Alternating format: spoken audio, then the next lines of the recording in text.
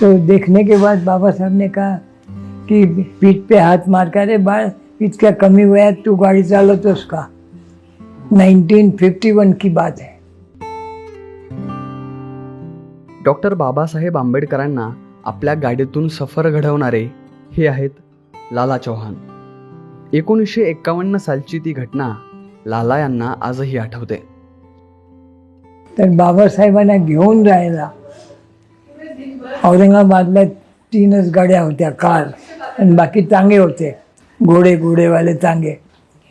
तर मला सांगितलं कि लाला जी आपकी गाड़ी होना है, साथ में चलो आप, बाबा साहब को कॉलेज में लेके जाने का है.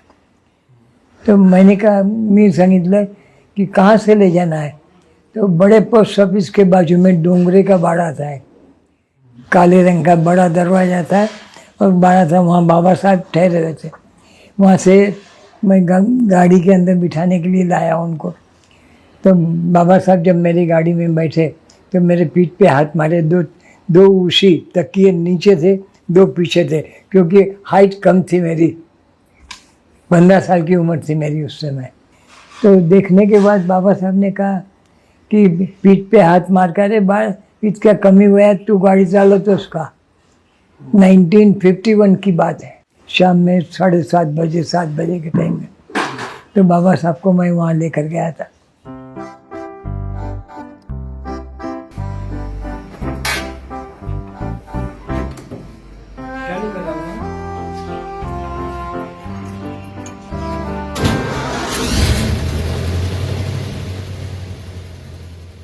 ये गाड़ी हमने 450 रुपये हाली में लिए थे. हाली बोले तो निजाम साहब का पैसा था, उसको हाली पैसा बोलते थे. 450 रुपये. उसके बाद में गाड़ी पड़ी रही, खराब हो गई थी. फिर एक दिन मेरे सपने में आए कि बाबा साहब आए, हम बोले चलो गाड़ी बनाएंगे हम. तो ये गाड़ी फिर रिनोवेशन किया हमने और उसमें बाबा साहब की याद में. 1951 साली बाबासाहेब पीपल एज्युकेशन सोसायटीच्या निमित्तानं छत्रपती संभाजीनगर शहरात आले होते. बाबासाहेबांसोबतची लालाजींची छायाचित्र दुर्दैवानं आता उपलब्ध नाहीत, पण लालाजींनी आजही ती फोर्ड कंपनीची व्हिंटेज कार मात्र जपून ठेवली आहे. फक्त कारच नाही तर लालाजींनी तो माईक सुद्धा जपून ठेवलाय, त्याच्या माध्यमातून बाबासाहेबांनी भाषण दिलं होतं.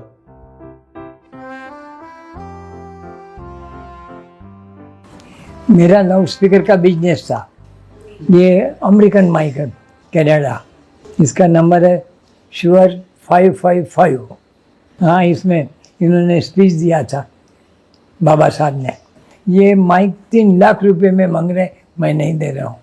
उन्होंने बोले मैं नहीं दूंगा ये माइक. बाबासाहेबांची देहबोली कशी होती असं विचारल्यावर लालाजी सांगतात, सादे कपड़े से, नेहरू शर्ट और पैजामा पहनते थे वो लोग.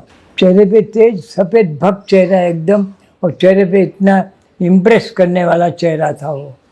गोरे पांदे, हेल्दी थी, तबीयत अच्छी थी, एकदम अच्छी थी. चेहरे पे रौनक थी एकदम, जिसको आभा बोलते हैं. आभा बोले तो कोई बड़े आदमी के साइड में गोल चक्कर रहता है, उसको आभा बोलते हैं. तो वो बाबा साहब को एकदम चेहरा देखते ही आदमी खुश हो जाना.